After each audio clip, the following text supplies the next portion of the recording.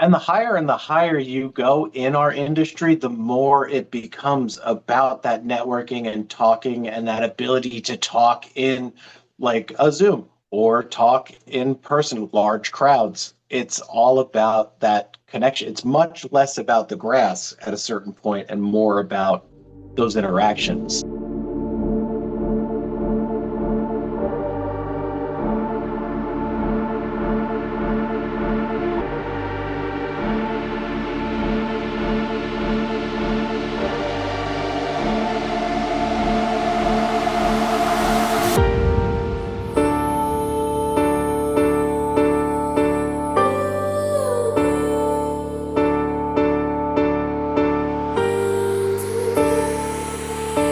Ladies and gentlemen, welcome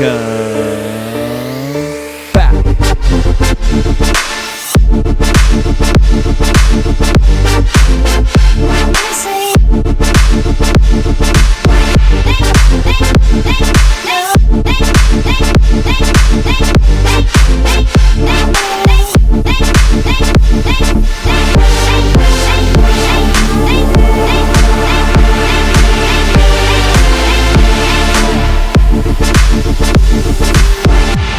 Welcome back to another episode of Turf Today on the Superintendent Network, brought to you as always by our partners at Toro. And this week, number 99, we're bringing on Richard Milko and Mike Bird, both big fans of the show. We are very excited to talk to these guys. We've done some big names lately, and with episode number 100 coming up next week, I thought it'd be amazing to get to talk to two of our fans, I'd say two people that engage with us a lot on social media, ask a lot of questions, help move the show along. Two guys that have a lot of fun themselves on social media. So we're really, really looking forward to having those two guys on today.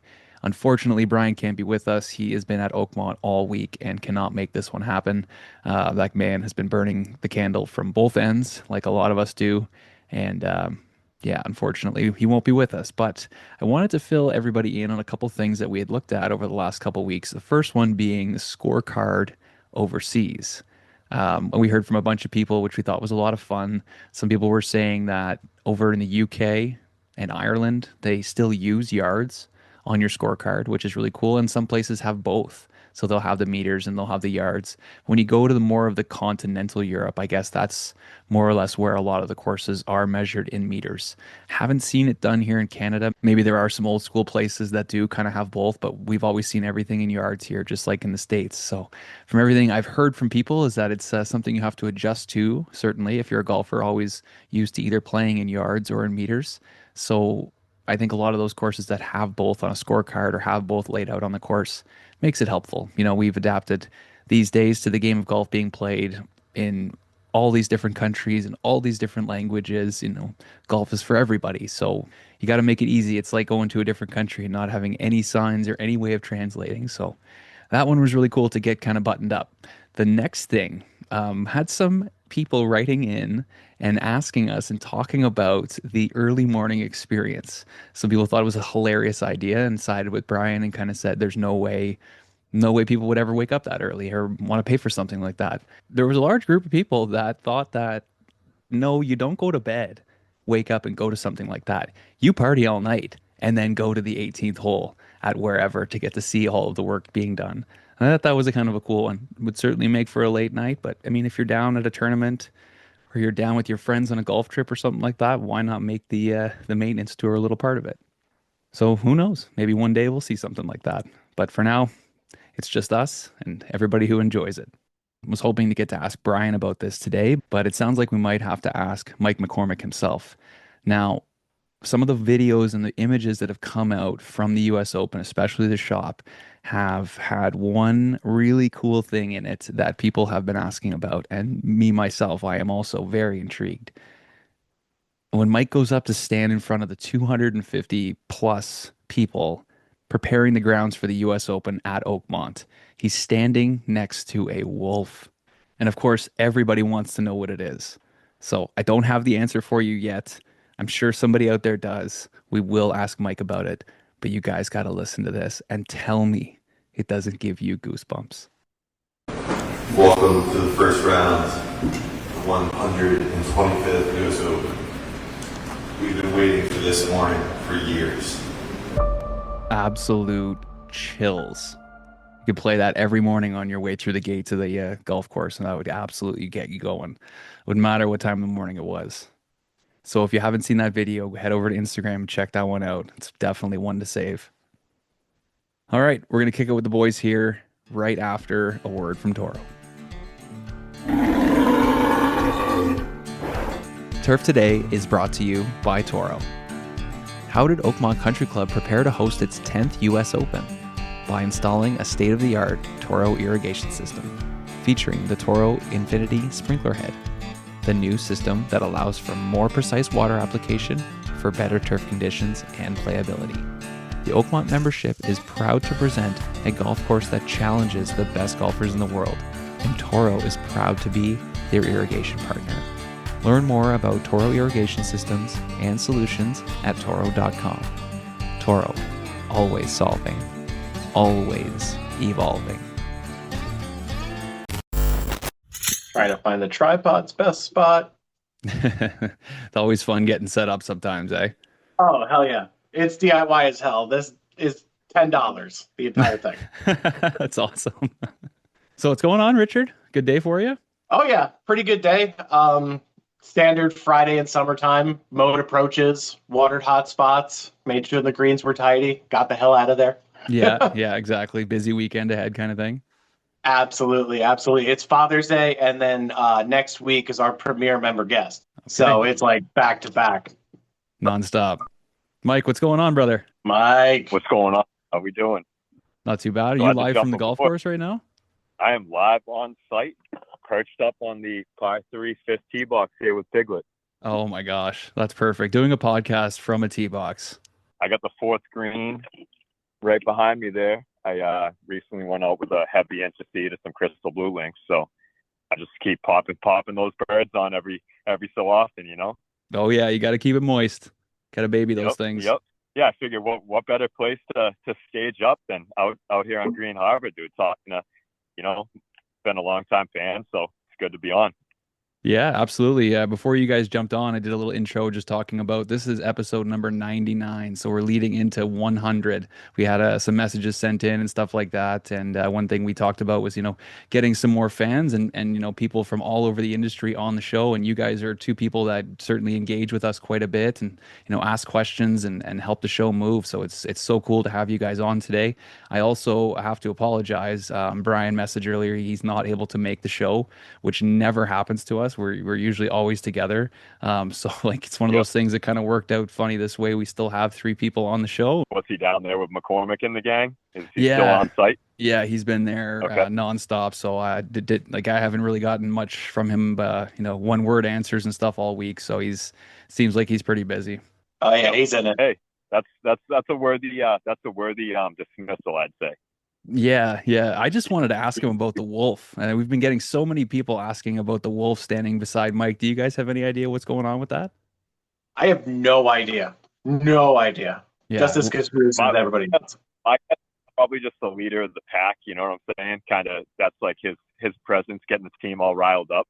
Yeah, it could be. I mean? Yeah, pack mentality, kind of the I like it. The legs feed the wolves kind of thing. He said he wants to come back on after the craziness of the U.S. Open, so we'll definitely have to ask him about that amongst other things. It's been. Have you guys been watching the coverage and stuff? A little bit. A little bit at lunch. Yeah, I'm slacking myself, but I try to do the YouTube stuff at night, when I get home. Yeah, kind of catch up, get all the highlights. It's been crazy seeing all of the coverage, all the videos of the guys mowing the rough and the banks and everything. Like the coverage is crazy this year. Rotary Awards for sure. Yeah. Oh yeah, no, that's been fun to see. Richard, we kind of started talking earlier about what you guys were working on. Why don't you tell us about getting into the industry? I know you had a little bit of a long career doing something different, so tell us about that and then getting into turf. So yeah, I spent 20 years in culinary before I got into the turf industry. So I started out my first restaurant job 1998. Washing dishes in a tiny little town called Atlantic Highlands in New Jersey. And I followed that career all the way through, made it all the way up to chef. met a girl, decided I'd probably like to hang out with her more than I'd like to hang out in the restaurant. So started looking for different careers. Her dad had a landscape business, so I joined up with him, kind of really learned the ins and outs.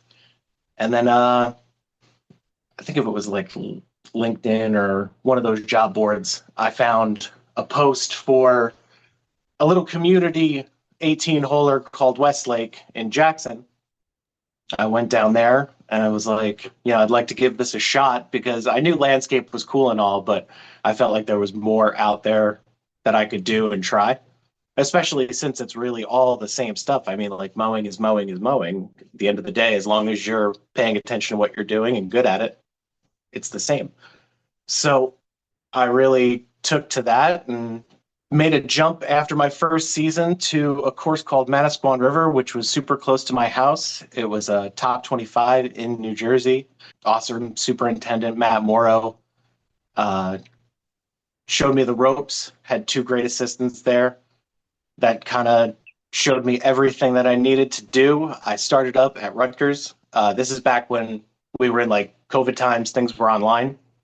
So I finished my first semester.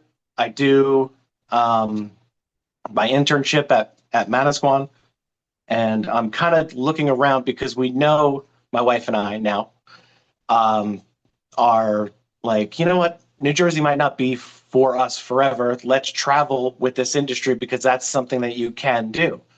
So I'm looking at job postings all over the place, and I found one for this course in Cape Cod that I had never heard of before called Woods Hole. And I'm like, everything that's on here is exactly what I want to do. Like, they've got a master plan project coming up. They've got, the benefits that everybody is looking for in this industry, an awesome pay, everything like that. This is something we can feasibly do once I finish that second semester at Rutgers. And she was like, well, why don't you just apply? I was like, all right, cool. I send off an email to Ryan Walsh, the superintendent, and we get to talking.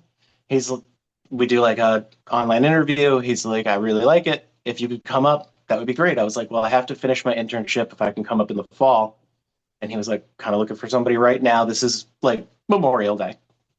I'm like, all right, cool. Well, keep me in mind. I'll keep looking. I'm preparing for Rutgers anyway. So middle of summer, Ryan reaches back out and he's like, hey, if you could still make it in October, let's do it. And I was like, all right, cool. Still thinking that Rutgers was going to be online. And as I accept, Rutgers goes in person. Oh, geez. So the commute from Woods Hole to New Brunswick is about 5.5 hours. That is not tentable for a daily. So Doing that. I was like, you know what? I'm going to fully commit to Woods Hole. I loved the area. My wife and I came up, and it was the wildest thing. Like, we came up on a Friday night, had dinner at 8, looked at 3 houses. I rode the course with Ryan and did setup, and she took a couple of interviews, and we were out of town by 4 o'clock. Knew we were moving here. Wow. Just like that. Absolutely. It's one of those like special towns that just like kind of reaches out to you. The course is immaculate. It's set up between Buzzards Bay and the Vineyard Sound. So even though it's tiny by standards, I mean, if we're like tipped out at 6,200, but there's a ton of rolling hills. There's not a lot of even ground. It's a lot of slopes, a lot of fun undulation. You can go skiing at this. Oh, yeah. Oh, yeah, 100%. And kids do all the time in the winter. So committed there, came up, and during the project, I got my online degree through UMass. So that's the story. That's the story. That's why I'm right here. on. That's what brought you here. That's amazing. Yep. And now I make Instagram posts. Here we are. Coming full circle. Well, that's really Right. cool. So how about you, Mike? Tell us your story about getting into the industry. So I'm a lot different there than Richie. I don't know. Fortunately enough, like throughout my high school days, I played on the high school golf team here in Marshfield. I'm from Marshfield, Massachusetts. I kind of always knew I wanted to do something in the golf industry. brought me out on the course super young. Actually, where I'm at now at Green Harbor, I took chipping lessons probably when I was like 6 or 7 out here. So I kind of like started playing early. And then to fast forward a little bit, my first job in the golf industry was at a course called White Cliffs Country Club here in Plymouth, Massachusetts. It's kind of like a 55 up community at the time. And so I was in the bag room under a guy named Chappie down there. For people who, there's some Turf Today people who are going to be, familiar with White Cliffs and whatnot. Chappie was a legend in the bag room down there. So I was just doing that stuff. I'd pull the carts in, detail the carts, whatever members kept their clubs in the locker room, I'd clean them up. And it was just a nice little summer gig, dude, to get your foot in the door with the pro shop life. And the pro at the time was Rick Baptiste. He's still the pro there now.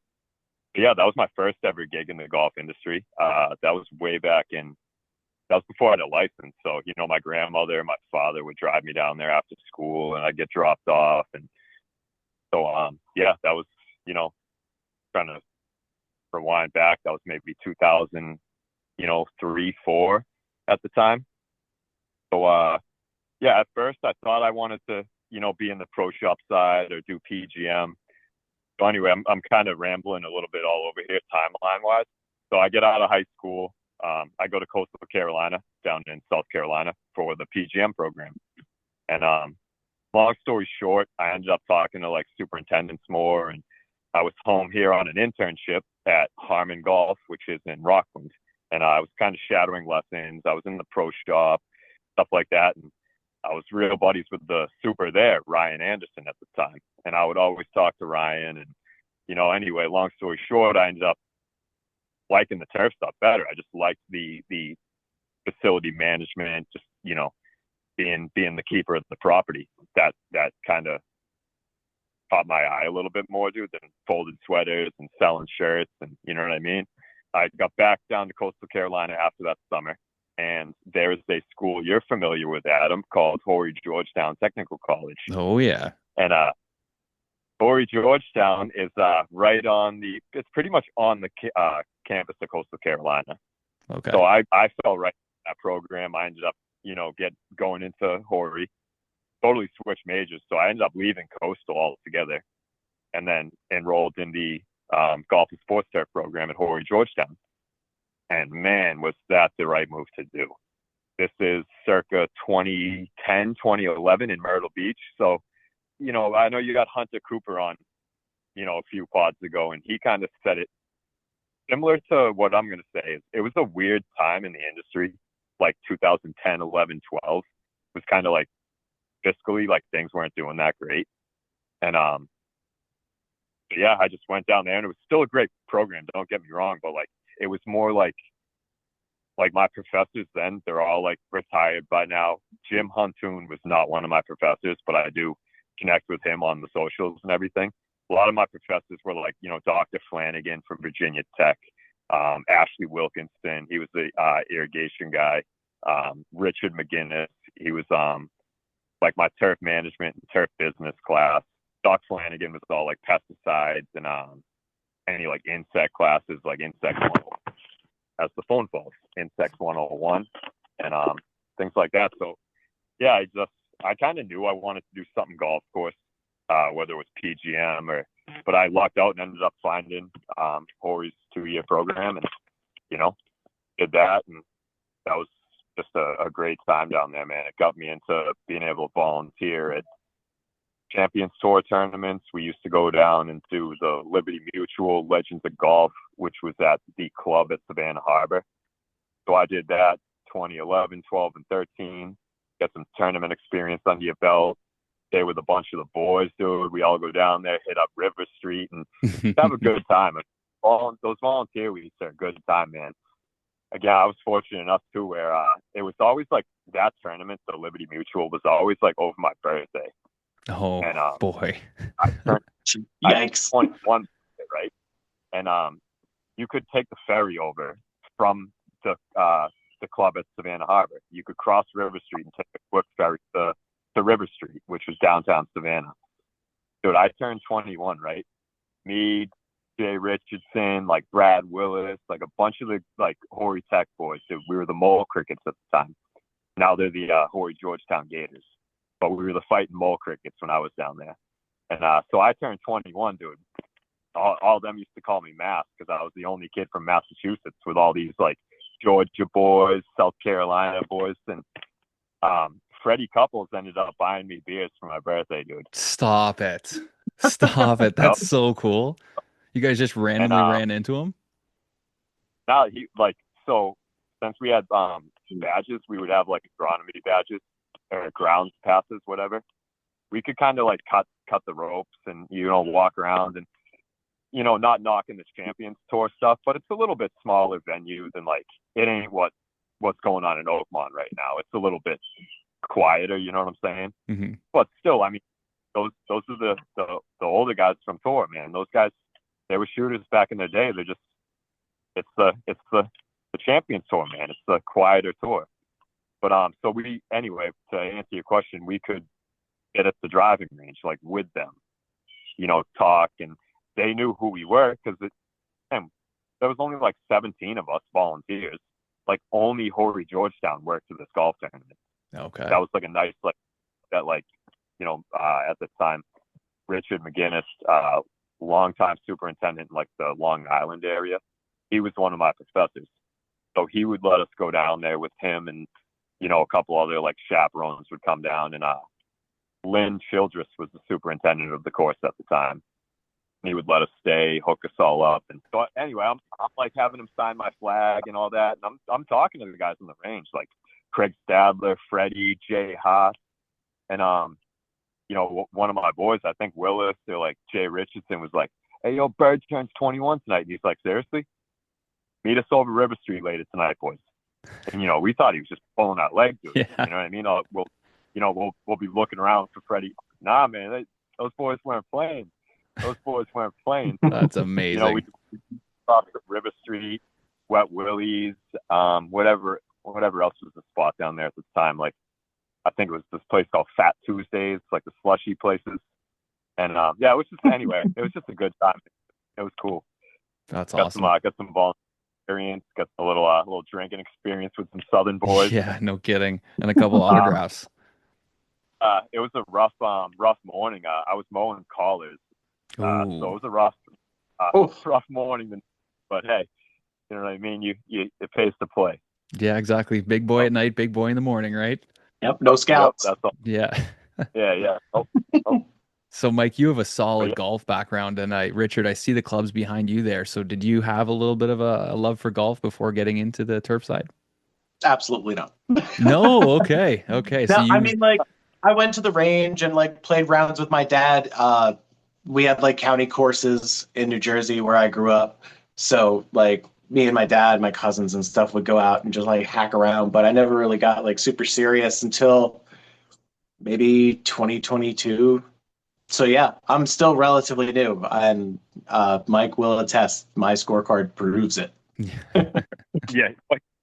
Honestly though, like me and Richie, and we got another couple buddies who we both nominated for him to come on the pod, but we golf with the same group, and one of them's the superintendent at Paul Harney, and the man, aka the greenskeeper. Oh, so we yes, all go out. Greenskeeper. We've seen Richie. We've seen him improve, like just over the months and stuff. Like he came up. I have a nice driving range here on site, like top tracer, like heated bays, all that stuff. So I had a little get together. When was that? In March, and Richie came up and play some virtual golf, and yeah, he'll be a stick soon. Watch out, he'll be a stick. All right, yeah. He'll be fine. As long as I keep the ball in bounds, I should be pretty good. And I'm a sneaky Texas wedge. Oh, so, interesting. Okay, well, yeah, some people just make it work. My theory on that is if I'm gonna if I'm pulling out a pitching wedge or something like that, and I'm like, all right, well, I'm either gonna hit it 10 yards or I'm absolutely gonna crush it. I'm gonna put it through that window. Why don't I use the Texas wedge, keep it low, and even if I skirt it, it's gonna slow down quicker or more eventual and then it's flying away, and I'm going to chase it. Yep. So yeah, well, at least he's thinking on the golf course. That's step number one. Yeah. Chestnut checkers. And now it's time for another installment of Ask the Agronomist, presented by the Andersons. We are back with PhD agronomist Ben Pease from the Andersons. Our question today comes in from our friend Andy Groh. Are earthworms a pro or a con in your opinion? Yeah, this is a good topic and it can really divide a table quickly. So earthworms, pros and cons. I think the pros are that they really do help with soil tilth, help with soil health. They process organic matter and provide soil aeration. So when they're processing soil organic matter, they're helping release nutrients. So there's some good aspects to them. Now, depending on your location, where are these earthworms in the rough? Are they in a home lawn? Are they on a tee green or fairway? So if they're on a tee green or fairway, we've got a list of cons that come along with earthworms. So thinking of reel mowers, their castings can really quickly gum up the rollers on your fairway units, the rollers on your tee units or greens units, and then your height of cut is off, and agronomically the green or the tee or fairway is a mess. We're not getting the right height of cut. We're not getting a clean cut. So a lot of the cons are just related to the casts and what they do to our equipment and ball roll. So playability. If it's not a mowing day, you're still going to interact with some castings with ball roll on a green tee or fairway, or not tee. Sorry, you might step on a bunch of castings. So there's playability issues with earthworms, and there's machine issues, and those machine issues then lead to agronomic issues that lead back to playability issues. So there's a circular thing on the con side. There's a circular thing on the pros side. So that's a real head scratcher. Pros versus Connie. Everyone's going to come up on one side of the line or the other, but that's kind of where we sit with earthworms in the golf world, at least. Yeah, that is interesting. So, if I'm working at a golf course and I want the benefits of the earthworm under the green or under the turf, but I don't want the mess on top, is there some sort of workaround? So if you've gotten rid of the earthworms to, ease your playability concerns and your equipment concerns, then yeah, you do have to think about, well, what are we going to replace the benefits of these earthworms? Because we've gotten rid of them somehow. And that's mostly the soil aeration, the organic matter management, and nutrient release. So then you got to think more into your fertility program and your cultural management program. Let's use some fertilizers that maybe have some humic component to them. You have to think about maybe some micronutrient applications and think a little more about how we're going to aerate and manage organic matter in the absence of earthworms. So make some adjustments to our fertility program to add in humics or other soil amendments, and then make sure we are still keeping on top of our organic matter through cultural management. Have you seen any good products that help control earthworm castings? The best products to eliminate earthworm castings are tea seed meal fertilizers. So there's a few out on the market. We've got one called Castaway. It's a 100 natural organic fertilizer. Just a small amount of nitrogen, but it all is made from tea seed meal, and tea seed meal seems to irritate earthworms. They don't like what's in tea seed meal, so they kind of vacate the area, and we no longer have as numerous of casting issues once you apply a tea seed meal product. So that's an option. There's other control products out there that I think people use, but we don't have any of those. Cultural management. If you go back in the day in the history books, they used to just shovel them off of the greens every day. Oh, wow. So way back in when golf was just beginning, they would have to shovel off earthworms or shovel off their castings. So I mean that's still an option, but we do have some other treatments that are coming available To turf grass managers in our modern area. Beautiful. Well, we have used Castaway at a couple of the golf courses I've worked at, and it's always worked for us. So definitely something. If you're out there and you're dealing with it, reach out to the Andersons or visit their website and try Castaway. Thanks a lot for this, Ben. This wraps up another Ask the Agronomist segment featuring Dr. Ben Pease, presented by the Andersons. Why don't we get into how you guys met? We met on here, man. Dude, the powers of Instagram, bro. I tell you, man. I 3 Instagram pages later, I'm planning on holding on to this one. But yeah, man, the powers of Instagram. Just that's one thing. Like people say with turf, dude. It's just like reach out, man. Ask a question. Hit somebody up, dude. You want to try to get on a course? Dude. Squeaky wheel don't get grease, man. If you don't ask, man, that guy don't know you want to possibly play his track. You got to go out and talk to people, man. Just voice what's going on with you, your place. Like right now, man. I don't even want to show this on camera, but this is the green I lost over the winter. Mm-hmm. It's with Crystal Blue Links. I'm gonna fight this guy all summer, dude. So I'm gonna talk to Ben Pease and send some soil samples out, and just that's what I like about this industry, dude. And like Instagram, you can just connect with so many people. And they're willing to help, dude. Like Adam, yourself, you brought me and Richie on here. Dude, you asked me, I'm a nobody, dude, who's a super of a cheap, affordable muni in Marshall, Massachusetts, dude.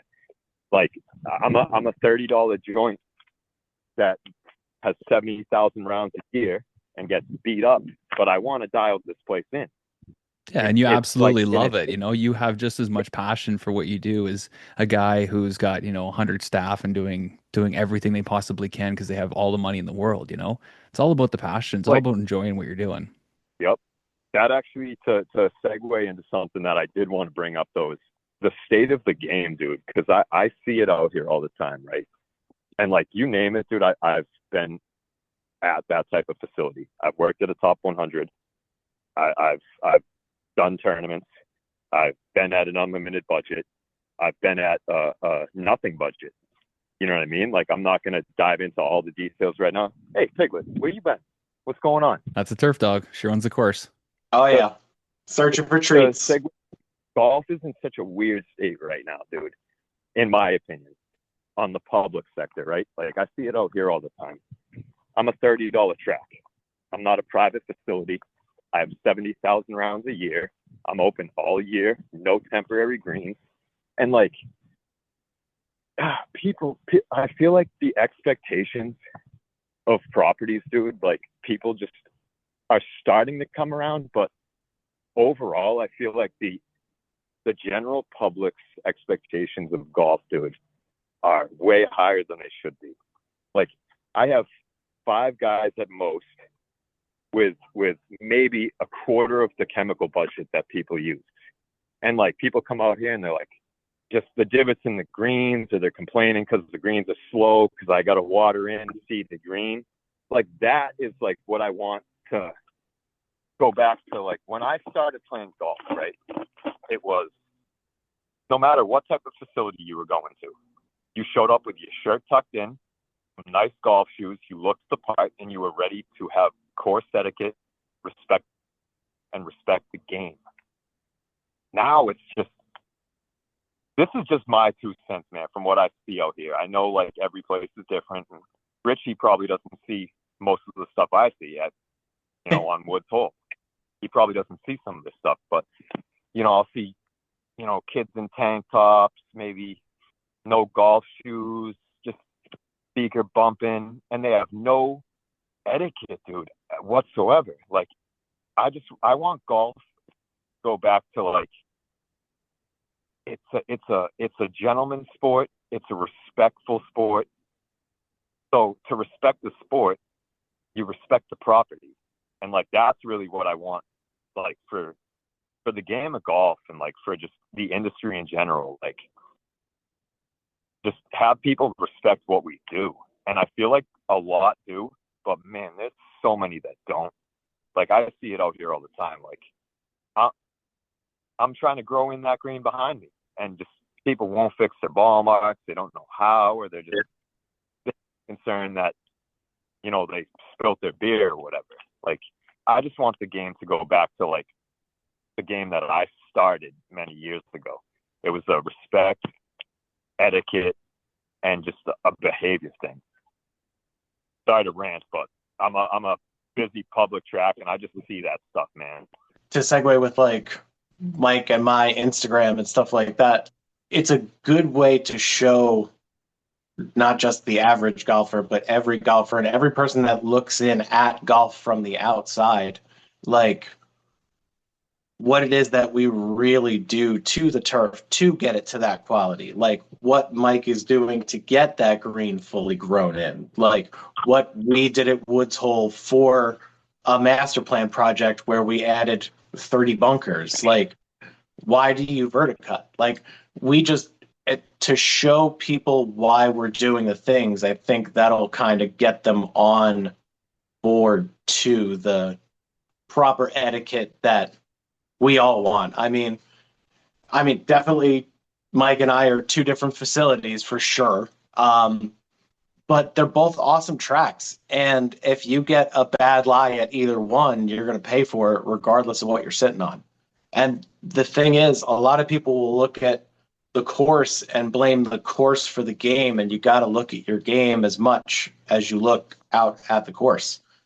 So everything with a grain of salt, you know. I got ball marks too, man. But I think that the game is strong. I think it's cool that the game is becoming more accessible to other people and people are giving it a try, even if they're hacky.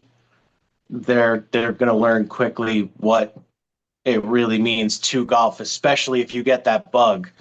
Like, if you're showing up to the range in a tank, that's one thing if it's got like a clown's mouth on the 18th hole, but that's not what we're going to do here, you know? So, yep.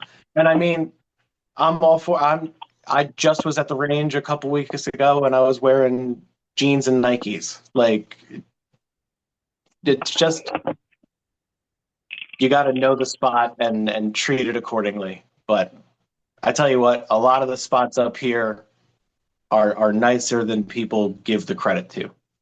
Yeah, well, 100%. The game is growing so much and it's evolving. And there's people showing up to the golf course before that have never come to the golf course, that have never been shown how to act at the golf course. They never went golfing with their dad or their grandpa or whatever. They just picked it up with their buddies. They went and got clubs and here they are, you know? So it's going to be hard to get a lot of those people to kind of buy into the old school way of it. So the game of golf is changing. And Mike, like I used to work at a private course and now I work at a public course. And you walk up to a green and you're just like, do these people not think when they showed up here today? And I don't know what it is that just changes the mentality for golfers that think, okay, I'm at a public course now. I can just do whatever the heck I want. That's certainly not okay. But, you know, we do want to grow the game. We want people to enjoy it. So like Richard said, you know, shedding more light on what we're doing on the agronomy side. We're not just cutting grass. We're, you know, 15, 20 people, or we're 5 people, and we're getting everything done. We're doing all the agronomy. We're doing all the watering. We're taking care of this course as best we can. And once more people kind of understand that, it'll go back to, you know, we all are a part of this and we're all trying to take care of the course, because it's whether you're paying $300 or $30 to play golf, you should be filling your divots and fixing your ball marks and keeping those wheels on the path. Absolutely. Yep, well said. Very well said. Folks, before we go any further, we need to talk about Flash Weather AI. And Turf Today is brought to you by Flash Weather AI, the future of hyper-local weather intelligence.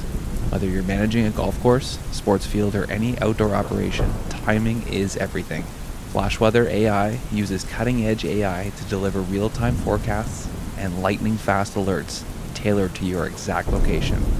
No more guessing, no more surprises, just smarter decisions, faster. Learn more at flashweather.ai and take the guesswork out of your weather game. Today's episode is also brought to you by Apex 10 by Green Nature, a powerful organic soil amendment that's trusted by turf managers across the country.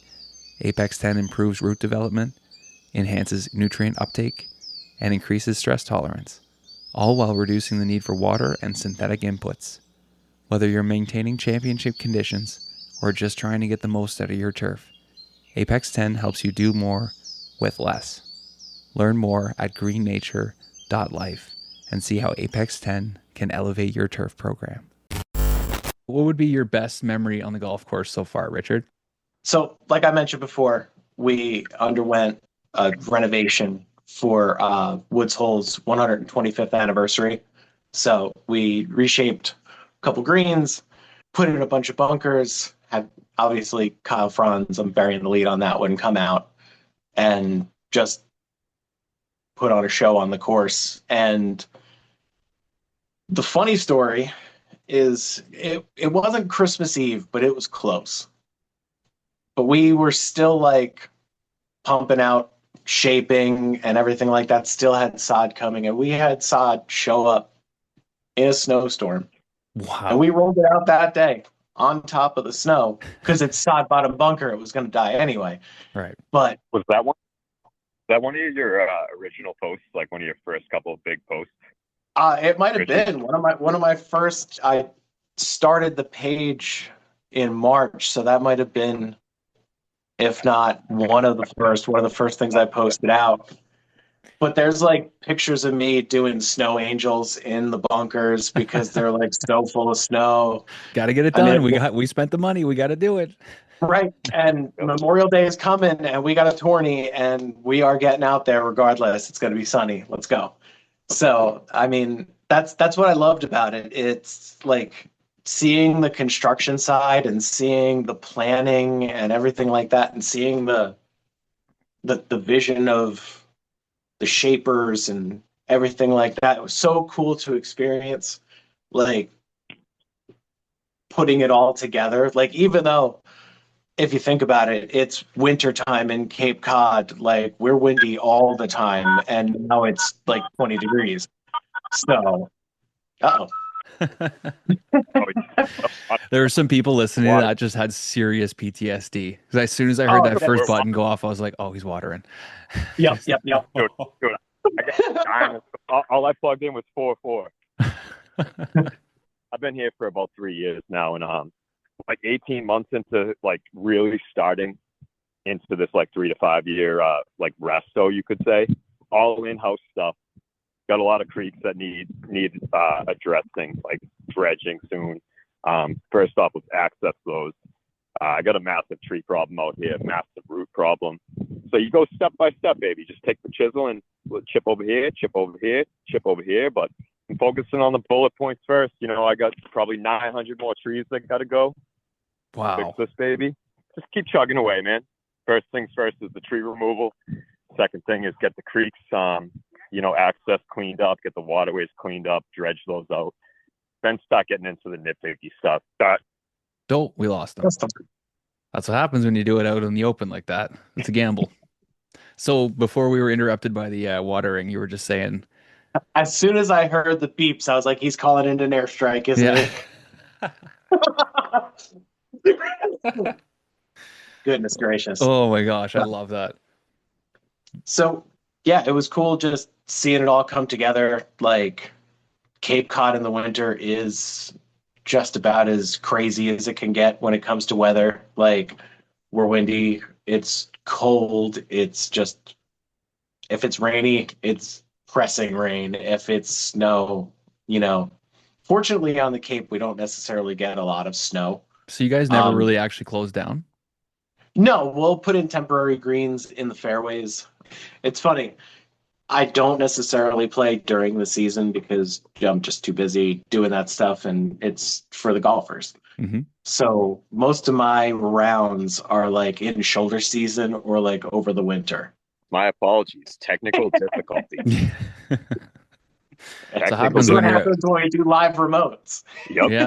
He's out in the field. Hey, I mean, it's tough being, I hate to say, dude, I'm like kind of a one-man show at the moment, but kind of a one-man show at the moment.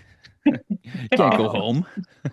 Well, no, I live right down the street, and I literally live right down the street. And I just want to baby this guy and get this thing dialed in. I just enjoy it out here, dude. So I'm not complaining. Yeah, tough to leave the course. Yep. Richard was just telling us about winter in Cape Cod. Yep. Oh, yeah. This was a rough one for us. Yeah. It's like a fun time to play out there, though, in the winter time. I mean, like, everything's still firm and fast, but it's not because it's grown in tight. It's because it's frozen. Right. Right. But you have to think about it like the course is still the course, though, regardless of the temperature. Right. You're still working on your game regardless of how cold you are. Yeah, you're going to have a couple less layers on in the summertime, but if you're out there grinding, like if you're out there having fun, what's the like? It doesn't matter. Mike, Sean, Dan, myself, we all played the day before Thanksgiving at Woods Hole. That was nice. That's That like was a good day. our little like tradition. It was cold as hell.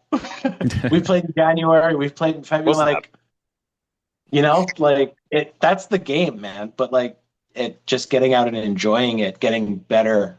Funny thing, like you never really trust a chef that doesn't taste his own food. That's Like right. if I'm gonna be Mhm.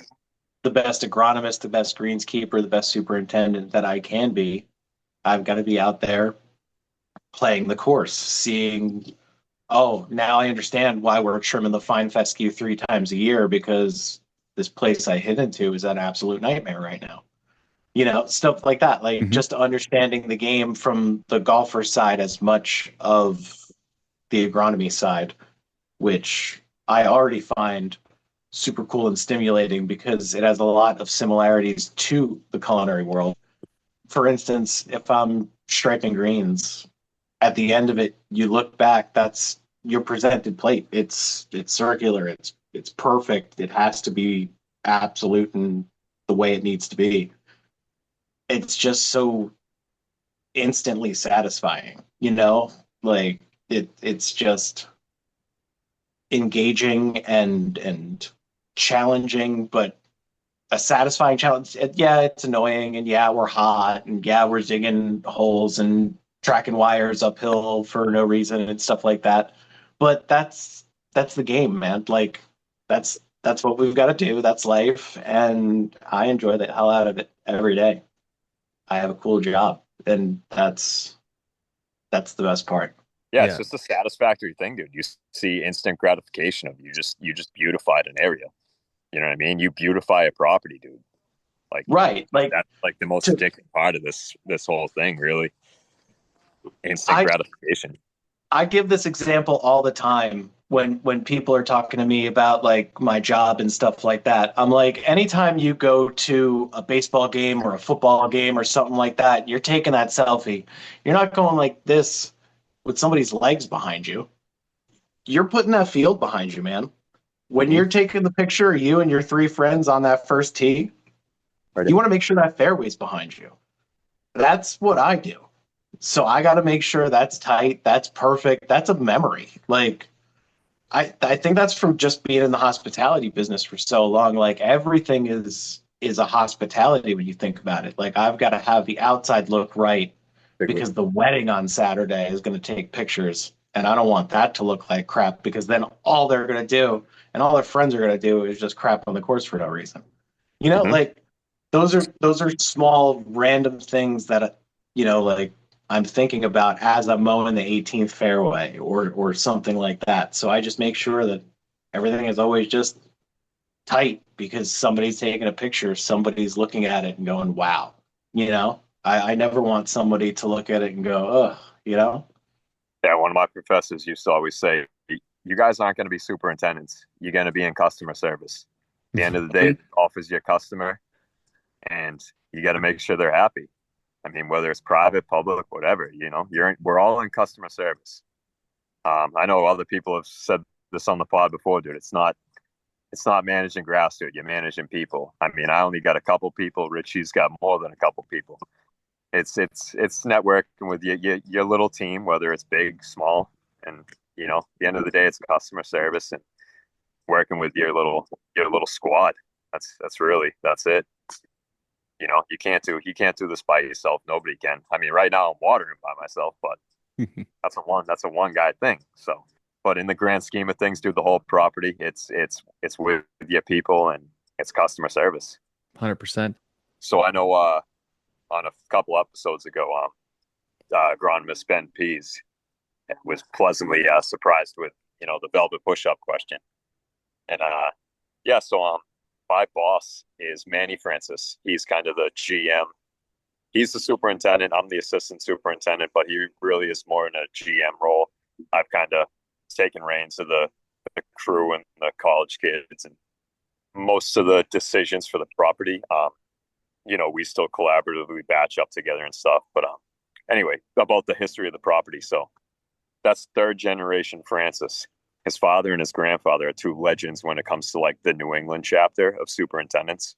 Manny Francis, the Manny Francis, is basically the reason behind Vesper Velvet Bent and Lake Tarleton Bluegrass. He used to kind of tinker with like grass seeding out and kind of like tinker with the seeds and see what works and what doesn't. He's basically the reason behind Vesper Velvet Bent and Lake Tarleton Bluegrass, which is two of the predominant grasses I have here on property. He also did a lot of work in the like construction and growing side of Concord Country Club, which is a nice course up here, as well as Belmont Country Club. So Manny Francis is quite the mentor to me and quite the legend when it comes to like New England's turf grass, dude. You bring up Manny Francis, URI has researched velvet. So just a great family. Owned the property since 71. Built the property on top of a cranberry bog. Hence my question to Dr. Ben. So just a little shout out to that and history on my property. More of a entry level course, but dude, we got some sticks out here, man. I got a Thursday night league, the TNL league. Man, my pro shop guy Ed, that's a big money skins league, man. You could be talking a couple grand for 9 holes on Green Harbor on a Thursday night. Yeah, that's exciting. So, I mean, this is a nice little property, dude. We got beginners, kids out here. It's a walking only course. We'll never have carts out here. So it's a nice, easy walk. The biggest undulation I got is where we're at right now. This is my par 3 fifth. I mean, that's the biggest hill I got on property. So it's a nice, easy walk as you see the boys trotting along, all them trotting along. Just it's one of those properties in the town where it's just like it's been the harbor, dude. Everybody loves the harbor, but with busy golf comes a beat up course. So that's kind of, I'm trying to tread that line of get us maintenance Mondays, get us a Wednesday where we don't got anybody on the sheet till 10:30, 11. It's just little stuff like that. I'm trying to change the culture of this place and give us on the crew some allocated time to do some work. You always need the time to do some work, and it's nice not getting hit into. That's huge. That's huge. I appreciate the little shout for my owners and my property here, and just the history behind the Francises and just the New England Superintendents chapter. Yeah, absolutely. So not to get you in trouble or anything like that, but do you see yourself working there the rest of your life, or would you like to kind of move on at some point? Do you have aspirations to do something different? I got a weird like timeline in the industry here. I kind of had a rough little few years about 8 years ago. So I was out of the industry for a couple of years after I left Walpole Country Club. I worked for the previous superintendent there, Mark Gagney, who now works for MGA. Good guy. He was a great mentor to me. I was just in a bad period of my life, heavily drinking and, other things were involved. Fortunately, I've, well moved on from that past lifestyle. So anyway, what I was getting at with that is I was out of the industry for a little bit, which definitely set me back in terms of like where I would be at right now in my career. Like I said, I've done internships, went to Hawaii for school for turf, worked at top 100 clubs up here in Mass, worked for some nice superintendents. So I left Walpole in 2017. My dad owned a tire company in town, so I worked for my father's business. Long story short, knew I wasn't going to do that. And I ended up getting back out here in Green Harbor, and I've been the, second superintendent / assistant for 3 years now or so. And man, I'm pedal to the metal, man. I want to get this property dialed back in, and who knows if I take Manny's place, I take Manny's place. I haven't really thought much out, thought that far out. But it's definitely not something I'd be opposed to. We got a lot going on here on property. We got a new maintenance barn on the horizon. The site finally got cleared from the town of Marshfield for permitting. So yeah, we're gonna have a new shop soon. We just got some new rigs. So I finally got a new cart, got some carryols, got a 300, got two 502s. So we're phasing in the right direction here. So there's nothing really for me to want to leave to right now, which I hate to say it, dude. We're trying to figure out where we want to go, and it's exciting, man. Yeah, well, hey, nothing to hate. Like if that's what you love, if that's what you're enjoying, there's nothing wrong with it at all. Like you gotta love where you Absolutely. are and enjoy where your feet are standing at the time. So, good Yep. on you, man. How about you, Richard? You've been in the industry a little bit shorter of a time, and you're kind of working your way up. I know you talked about earlier trying to become a better agronomist and that kind of thing. So, do you sort of have, your sights set on a superintendent job one day? I mean, if something came down the line, I'm always would entertain it, but to beat Woods Hole is tough to beat. I mean, You got a good super there. yeah, no, I mean, superintendents Ryan Walsh, I've got Frank Carpenito and Pat Smith as my first assistants, and we've got a great group of dudes. The whole team are just so knowledgeable and helpful and like willing to do different jobs and hustle and do 3 and 4 things in a day that like putting a top 100 in front of me might not would not beat it.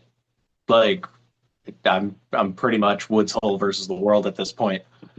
And and honestly, like the area itself, Falmouth and the lower kit, like the little town that we're in is just so cool. It's like I have to think about stuff like that too. This Good, whole man. it's like they call it the third island because like there's a lot of shopping and right where our course is right next to the ferry that goes to Martha's Vineyard. So it's just an unbeatable area. Like people pay a lot of money to golf and come visit where I go every day with 2 coffees and earbuds. Like Yeah, yeah. but at the end of the day, I feel like I'm making out. They let me play sometimes. That's wild. That's so true. Yep. Like, because at the end of the day, I have no business being out there as a golfer. No business being out there. But they're like, Rich, you want to get out there for 18? Absolutely. Are you kidding? I'm going to lose 15 balls. But Oh that's man, all that's part of it. awesome. Like, Hmm. it's all about grinding and getting better and just enjoying the game. And that's what our course does. Like, it it's an overused word, but like the vibe is different here. Like everybody's just awesome. Like that there's no jerks. Yeah. That every course there's 1 or 2 guys that will always point out the ball mark, but they'll never be the ones that fix it themselves. Like I feel like everybody is dialed in and all, rowing in the same direction, wanting to make the club like as good as it can be. And even though it is on like a little bit of the smaller side by comparison, another overused word, F around and find out. Like, go ahead, put yourself in a bad spot out here. Just think we're short. You're gonna feel it. Like we are a competitive, hard, challenging, exciting, fun course. Even if at the tips you're considering us short. You know, the views are unmatchable. The team is unmatchable. Like it's just a great spot. Right on. Well, we have to be somewhere we check out at some point. It'd be cool to come down there and see you guys. Hey, a little Cape tour would not be terrible. That'd be good. I haven't been down that far since I was playing hockey in Providence. We used to go down to Newport and a few of those areas, and I don't. We never actually made it as far down as Cape Cod, but Well, sure we could work that out. Got to make sure you come in the fall though. Got to do the leafing. Oh yeah, absolutely. That's the time. We don't want to be there in the summer when it's absolutely crazy down there too, right? I got a guest quarter to crash at anytime you're up there, Adam. Oh, that'd be fun. I should say, yeah, you're up north of the border there, eh? Yeah, right now. Yeah, I know our countries aren't getting along very well, but hopefully it's not a long-term thing. Bring some Timmies down when you come, all right? Oh, absolutely. So, guys, let's get into social media a little bit because both of you are big into the Instagram, and I'm sure you are on other platforms as well. Talk to us a little bit about what you guys both do on Instagram or on social media and kind of how it's helped you in this industry. I'll take this one first, I guess. I've gone through like 4 pages, unfortunately, dude. I had one bigger page when I first started out on Instagram. But anyway, to answer your question, really all I use it for, dude, is to show a little bit of the behind the scenes like agronomic practices and like just explain like what's going on, what the problem areas are.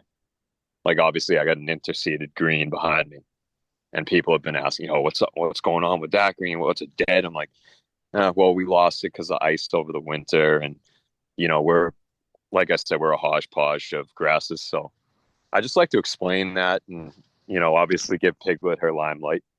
But behind the scenes, dude, of like, what's what, why I'm doing this, why I'm watering this. And that in turn, my club, so Green Harbor's Instagram, they like just restory all my stuff. And, there's a big following that they have.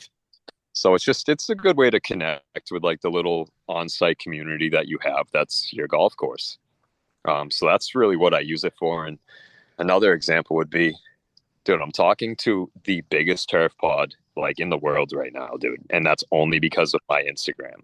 Yep, 100%. Like, 100%. yo, bro, this is like, yo, bro, I feel like I made it now. Talking to Adam on turf today, dude. Like, Yeah, I feel the like, jacket's in the mail, brother. you know what I mean? Yeah, this is the Like, pinch that's me what I moment. use it for, dude, is to just like chop it up, connect with the boys and just network, bro. Like, just networking's huge in this industry, man. Whether it's talking to chemical reps, talking to seed reps, talking to equipment reps, talking to just dudes who can get you a favor, bro. Like, yo, I'm gonna go play this loop, dude. It's a top 100 track.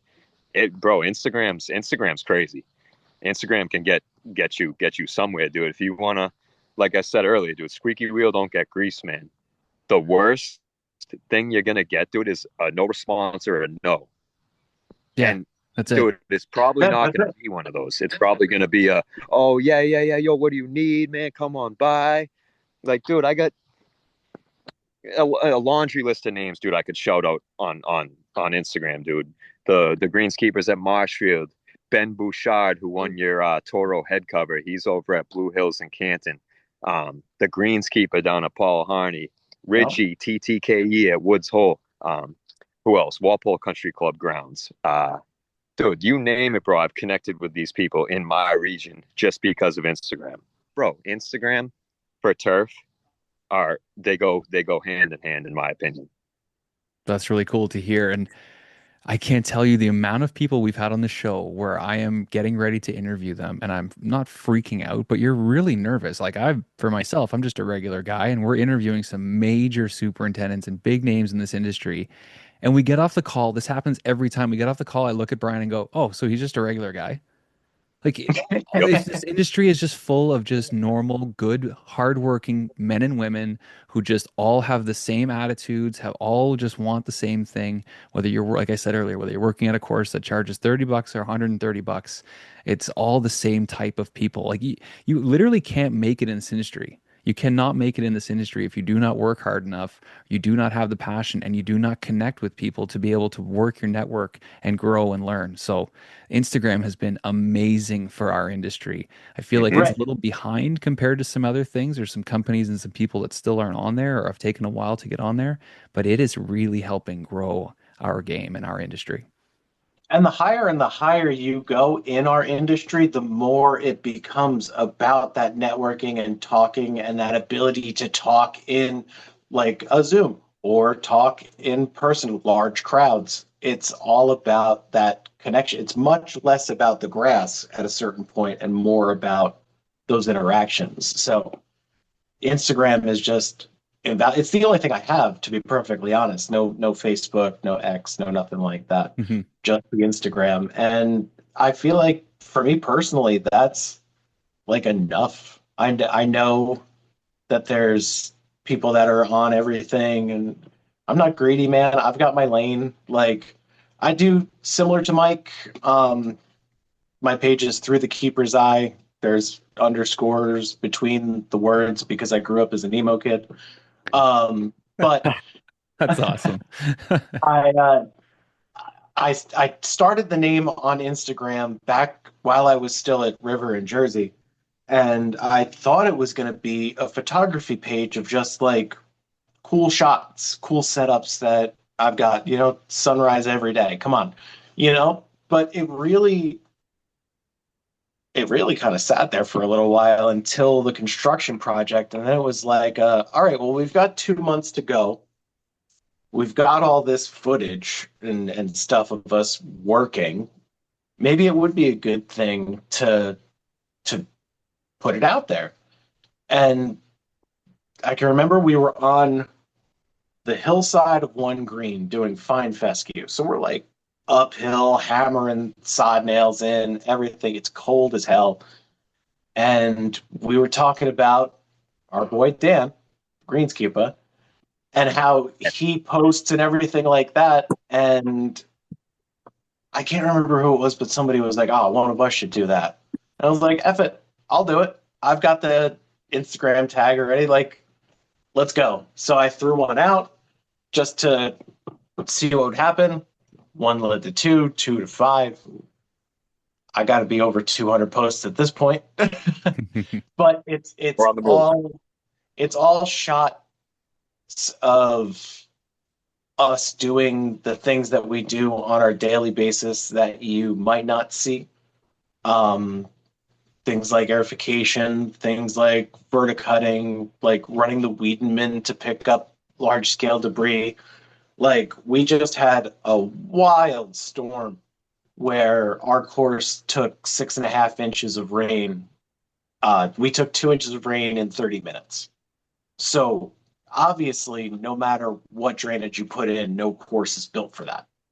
So the washouts and what we had to go through to put the course back together, we didn't have carts, but we had play next day. I mean, There you go. lot of interesting water features on a course that has zero water features. But like to see and to show that, Go pull up and some like, union meat right now. Look at these guys doing a whole lot of nothing. You guys are on a podcast right now. Wave high. Wave high to the boys. Those are my rangers, dude. The union meeting up there. Oh yeah, exactly. Hanging out, getting paid to sit around. A lot of nothing out here, it looks like. that's amazing. But yeah, the page is all different things that we're doing. And one of the things that I'm big into music. I have a very eclectic and wide taste in musical varieties. So like I know some people in this industry are listening to top 40 and stuff like that. And that's cool. I listen to it too, but I know a lot of people are not. So I try to use songs that I'm hearing during my day to day as the music that I use for my reels to kind of maybe expand other people's horizons or have them be like, oh man, I haven't thought of that band in X amount of years. Like I grew up listening to like all the new metal stuff, but I had parents that had a record collection that was this big, like I lived in New Orleans for 3 years. I know way more New Orleans bounce music and hip hop than I should. Then you should. Yeah, exactly. Like I moved down to New Orleans right before my sophomore year, just south of New Orleans, a town called Marrero. Mm-hmm. It was August of 1999. Juvenile's Back That Ass Up dropped in June of 1999. It was the best time to be in that area. Oh man, Bourbon Street and all the fun. Just the culture and the music and everything like that. It had an influence on me to stretch out my horizons. So, listening to a lot of jazz and stuff like that, using just different music and different things to help accentuate what I'm doing out there on the day to day as we get Majestic Piglet running away. Yeah, just wheeling. No, I was gonna say, Richard, you do a great job with your videos, your page, and that is something I've noticed about you is you do move the music around, which is really cool because and not everybody listens to everything. And I met my wife in Louisiana. I was always a huge, huge rap guy. That's all I listened to. And after living in Louisiana, I become a country fan and a jazz fan, and just, I've expanded my horizons with music so much. So it's so cool to hear that you kind of, you went through a little bit of that too, because that culture down there is all music, beer, and food, right? So that's all they do. Oh, 100%. I left out of there playing bass and going to culinary school. Like, Yeah, exactly. you There you know, go. like, That's what happens. I don't want to keep you guys too much longer here. Just two quick things I wanted to get into. We'll start with you, Richard, because Mike left. Best or funniest story of something that's happened while you've been on the course. there's been a lot of laughs with the crew. I mean, we're a very good, close knit group of dudes that will roast each other. Nice. So like there's been a lot of laughs and a lot of camaraderie and stuff like that, but like I can't really necessarily think of something that's like over the top, but if you do want to get a laugh, like I shoot in the 140s. Like there's your joke. Oh man, that's so funny. And You know, like it's great to be on a crew too where you can give it and get it and just kind of, roll through right. your day. I tell the crew and crews that I've worked for in kitchens all the time, like we're with each other as much, if not more, than we're with our actual loved ones. It's a good point. You know, we've got to learn to fight. We've got to learn to have fun. We've got to learn to get whatever the objective is done. You know, like as long as we can do those things, everything's copacetic. We can work with everything else. Like, but having that good sense of humor and good like ability to give jabs, to know when it'll be like, oh, let's get a laugh, or give jabs like, oh, let's get a laugh, but it'll make somebody work a little bit harder. Like, knowing that fine line and when to tiptoe and when to do it, it takes time and effort. I mean, you will fail, but it happens. It happens. Yeah, I would say that's probably the funniest thing is my scores. So what about you, Mike? We're asking funniest moment you've seen on the golf course. Dude, so not to like shame like people beginning golfing, right? But this was about this time last season out here. I watched the guy actually, no, it wasn't on 5, sorry. I watched somebody tee off on 7. It went straight up in the air and hit them in the head. No way. Dead, dude. Looking for the ball, I can't find he's it. like looking, like wondering where his ball went. Boop, right to the noggin. Holy crap. And dude, That's incredible. Driver. When I say I literally apologized to him afterwards because I burst out laughing. I like couldn't help it, dude. I've never seen anything like that, dude. He hit it, topped it. He's looking straight out like he's like wondering where it is, and then boink. Oh my God. That's The incredible. Rare driver lob wedge. That's incredible, man. Yeah, because golfers are bad sometimes. You see some crazy stuff out there. And of course they just turn and look at you right away. Like, yeah, I was involved in that. Like so that's probably my favorite spectating memory. And then I got one memory playing down in Myrtle, dude, during college, right? We used to play at the time it was Quail Creek. Now it's called the Hackler course. It's like Coastal Carolina's campus course. And my boy laces a driver off the deck, hits a tree branch, dude, and comes dead straight back to us, and he bare hands it and catches it and tees it back up. So either one of those, I'm not really sure which one is more skill set and one is more luck, like a blooper. But dude, when my buddy caught that and teed it back up, I was like, whoa. That was some nice reflexes, dude. Yeah, nobody saw it. So it's probably got to be one of those.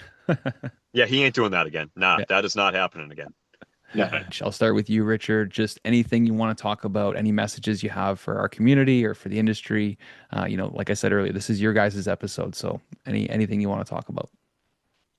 All right, cool. Well, for the Turf Today community in general, it's been cool interacting with you guys like it's definitely taken my page places that I haven't thought or never thought that it really could be. Like I was excited when I hit 200 followers, and now I'm at like 1,550.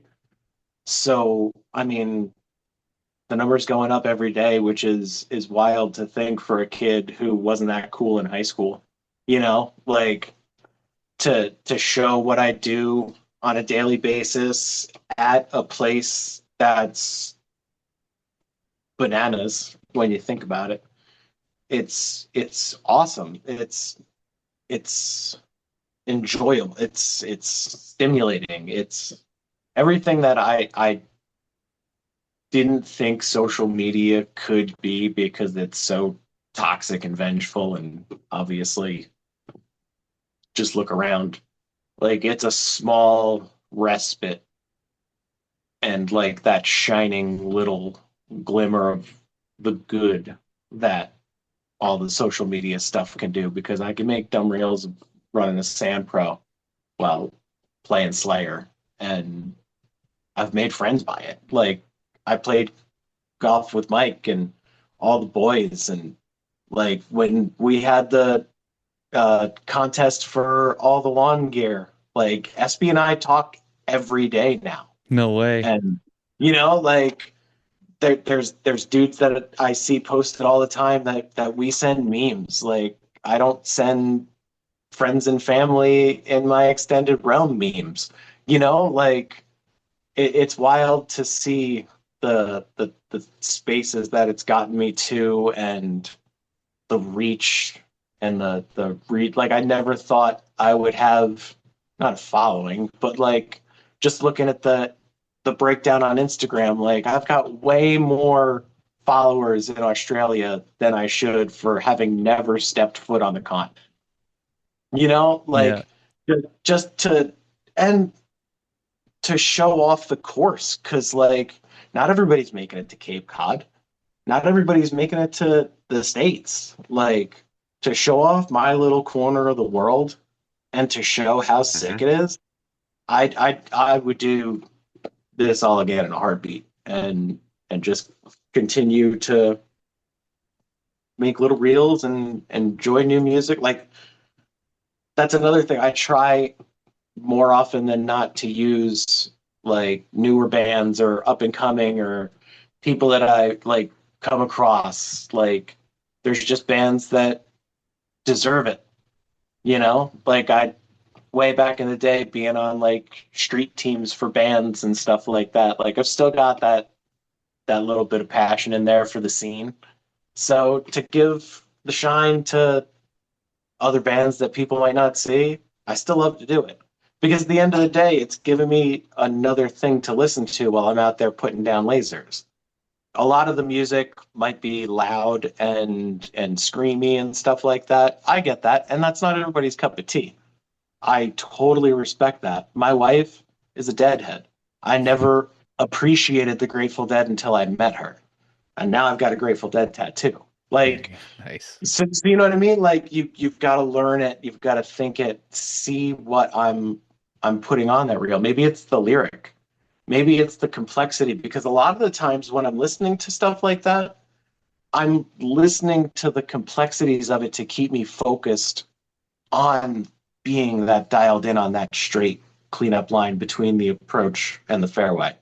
Like I lose myself in that, and the job that I'm doing becomes my focus, but it's secondary. It's like second nature. I won't veer off or touch the wheel because I'm thinking about it, because I'm like, oh man, that's a double bass. Wow. Like, but honestly, that's what it is. And that could be the spark. Like, oh man, that's a good lyric. Let me break the tripod out today, see if I can get something cool, see if I can throw something to it. Mhm. That's really all it is. Like it's chicken soup. It's not hard.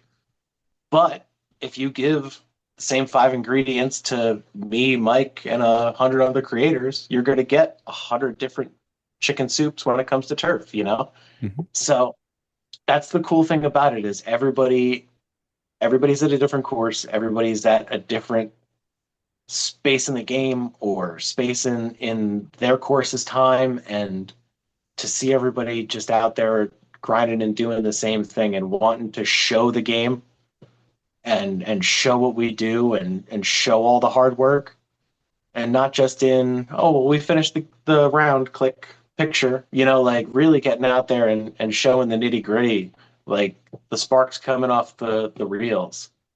That's where it's all made. So that's what you got to show everybody. So that's what I try to do anyway. So in my long ramble, listen to heavy music and learn the lyrics, appreciate hip hop, listen to storytellers. It's for the people.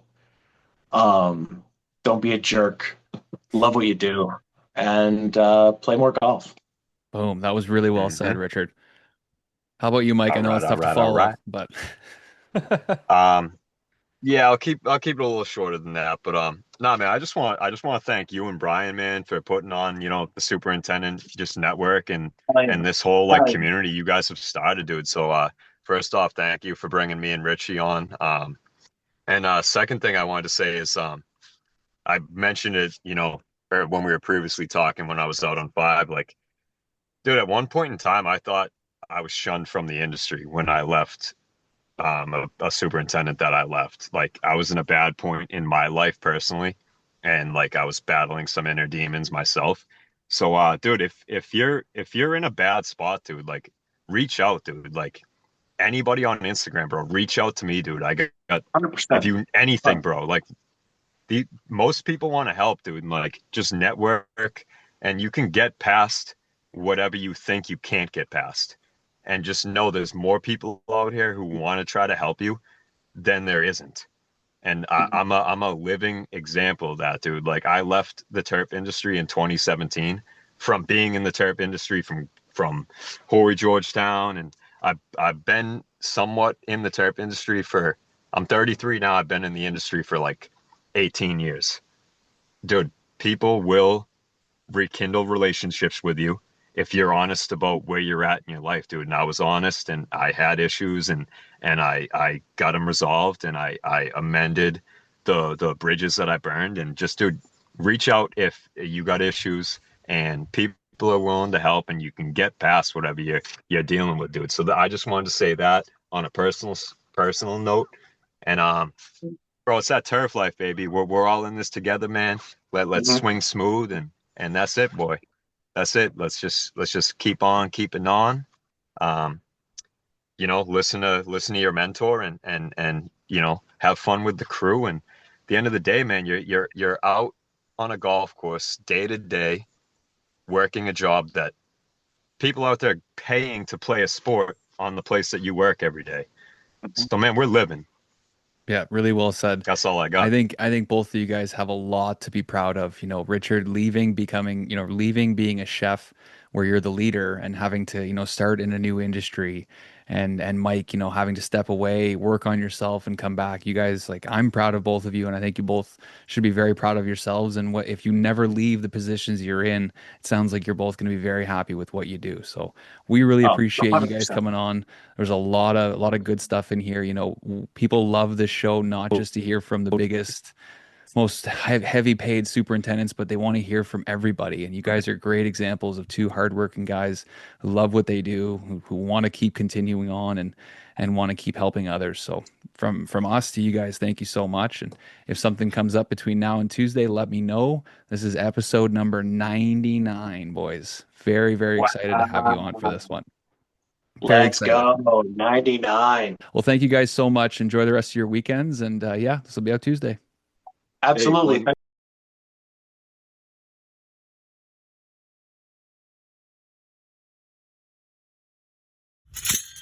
That is going to do it for us today. Thank you so much to Rich and Mike for making time for us. It was so great to catch up with a few guys who are so awesome to be engaged online and enjoying their jobs through media and through hard work. So both guys that, if you want to reach out to them, they will have all the time of the day for you, answer questions, and just kind of shoot the shit. They're both great guys and love what we do. So huge thank you to those guys. Also, a huge thank you to our sponsors as we lead into episode number 100.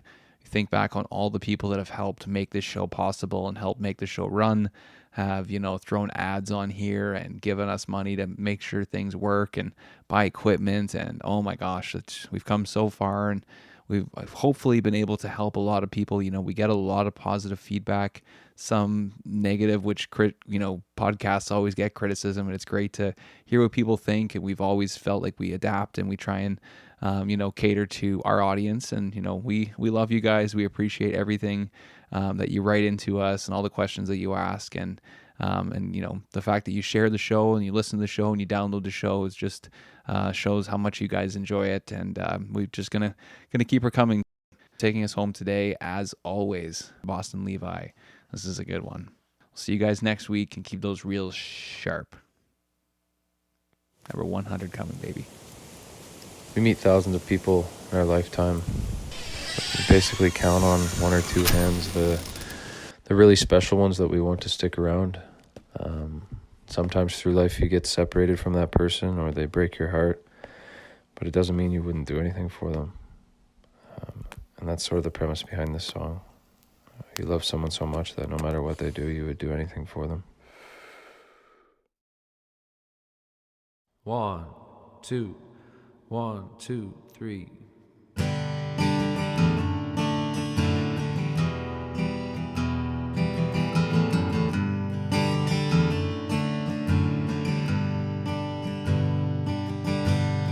The light from your cigarette, the noise from the TV set, it's not enough to keep me awake. We've spent the last 6 years living out our deepest fears. Can't you see? We're digging our own grave. This house is living proof that I'd do anything for you. Hold your hand while you're shaking and crying on the floor. When I rest my head at night, lay there and wonder why, after all you've put me through, I take you back for more.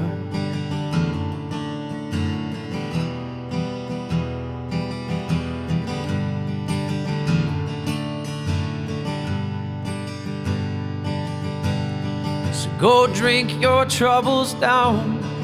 You look, you won't be found. Your mind confined to misery. But I'll sit and wait for you, just like you want me to. Can't you see?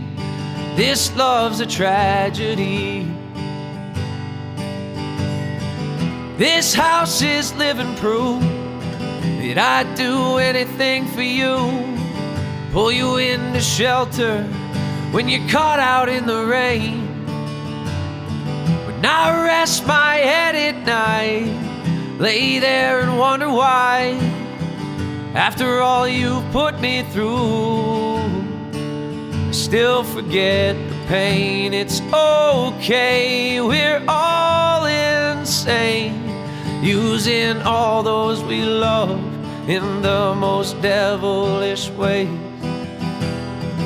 Just tell me we're all okay again.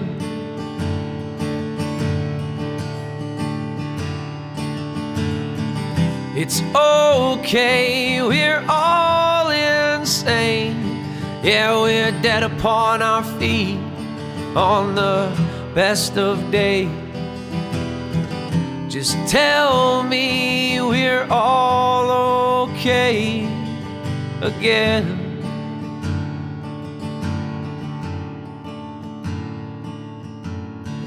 This house is living proof that I'd do anything for you. Hold your hand while you're shaking and crying on the floor. When I rest my head at night, lay there and wonder why, after all you've put me through, I still don't lock the door.